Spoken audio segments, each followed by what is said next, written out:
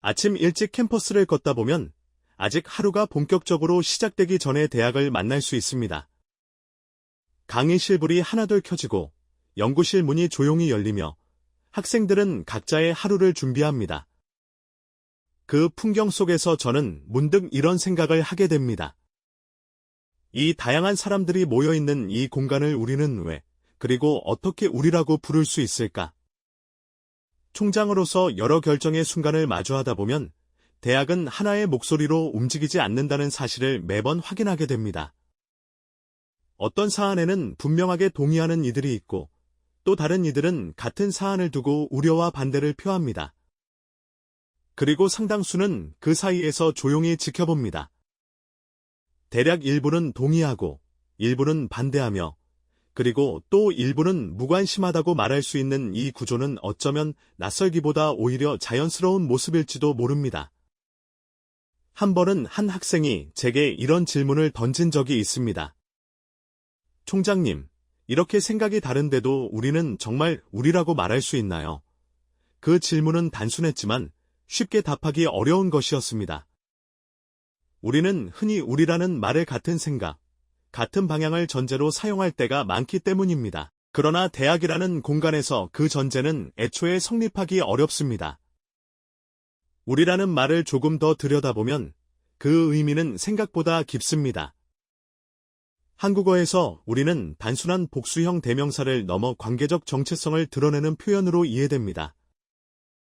언어학과 문화심리학에서는 이를 포괄적 자아, 인클루시브 셀프의 개념으로 설명하기도 합니다. 즉, 개인의 경계를 넘어서 타인을 자신의 정체성 안에 포함시키는 방식입니다.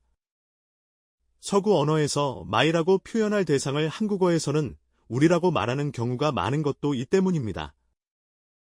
우리 학교, 우리 집, 심지어 우리 엄마라는 표현까지 이 말 속에는 소유가 아니라 관계, 그리고 함께 속해 있다는 감각이 담겨 있습니다.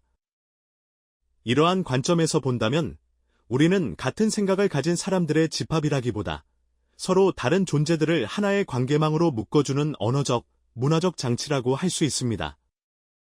다시 말해, 우리는 동질성이 아니라 연결성에서 출발합니다.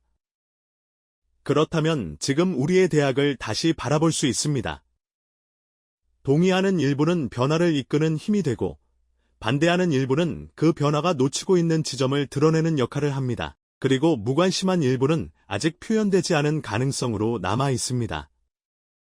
이 세 집단은 서로 다른 방향을 보고 있는 것처럼 보이지만 사실은 하나의 공동체 안에서 서로를 비추고 있는 관계이기도 합니다.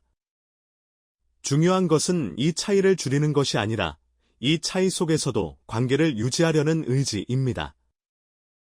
동의하지 않더라도 대화를 멈추지 않는 것, 관심이 적더라도 완전히 등을 돌리지 않는 것, 그리고 무엇보다 서로를 공동체의 바깥으로 밀어내지 않는 태도.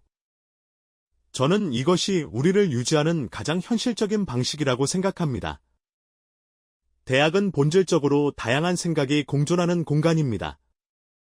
학생과 교직원은 서로 다른 위치에서 이 공동체를 경험하고 각자의 방식으로 의미를 부여합니다. 그렇기에 우리는 종종 서로를 충분히 이해하지 못한 채 지나치기도 합니다. 하지만 이해의 완전함이 아니라 이해하려는 시도 자체가 공동체를 지속시키는 힘이 됩니다. 다시 아침에 캠퍼스로 돌아가 보면 각자의 속도로 하루를 시작하는 사람들 사이에는 어떤 공통점이 있습니다.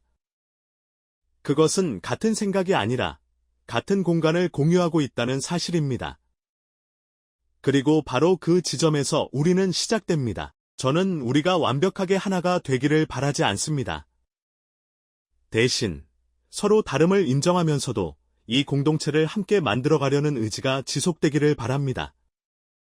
우리라는 말은 이미 주어진 상태가 아니라 매일의 선택 속에서 조금씩 완성되어가는 과정이기 때문입니다. 그리고 그 과정의 한가운데에 지금 이 글을 읽고 있는 당신이 있습니다.